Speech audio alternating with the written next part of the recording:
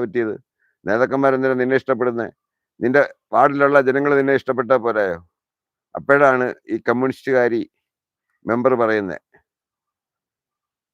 അത് അവർക്ക് CPM-ന്റെ നേതാക്കന്മാർക്ക് വേണ്ടുന്നത് ടച്ചിങ് ഉള്ള പെണ്ണുങ്ങളെ വേണമെന്ന്.